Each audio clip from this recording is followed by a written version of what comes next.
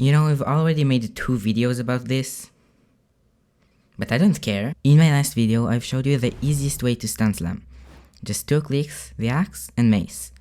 But if you've tried to stunslam from a high distance, like a dive bomb, you've probably realized that it's really hard. So in this video, I'm going to show you the best techniques and clicking methods to stunslam better and more consistently. If you don't know what a stunslam is, then you probably shouldn't be watching this video, but as I said before, I have a beginner guide for stunslamming in the description, so you can go there if you want to watch it. Single clicking. I've already explained single clicking in the intro, so I'm not going to fully explain it now, but I think you already get the point. It's good for stunslamming from a low distance, but if you're stunslamming from a high distance, like a dive bomb, it's just really inconsistent. Double clicking. Double clicking sounds perfect. You click once and it registers 2 clicks. But there's a problem. Not every mouse can double click. You'll need a good gaming mouse to double click consistently. And even if you can, sometimes when you double click, the 2 clicks register at the exact same time.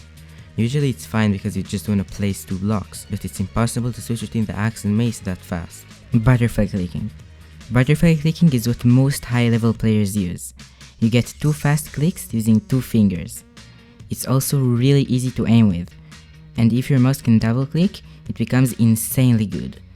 I have an office mouse and I can butterfly click 17 CPS with it consistently, so it really is just the best choice for most players. There isn't much to explain about aiming since it's just looking at your enemy, but there's one tip you should know. Always aim at the head. Aiming higher gives you more time between the shield break and the mace hit. It makes stunslamming much more consistent, especially at higher distances.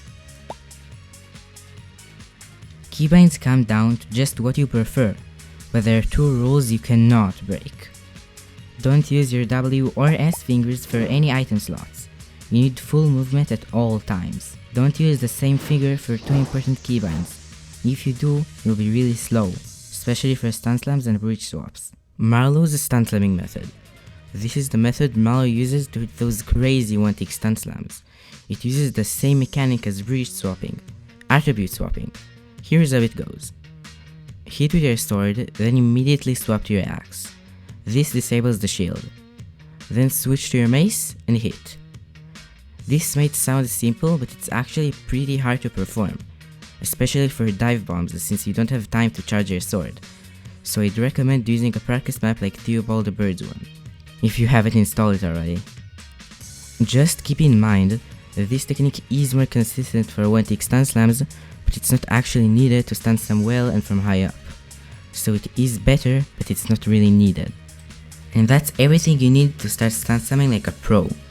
Test different clicking methods, fix your keybinds, aim for the head, and once you're consistent enough, try out Marlow's method. If you want a video on bridge swapping or a beginner method for stunslamming, click the links below. Thanks for watching and subscribe!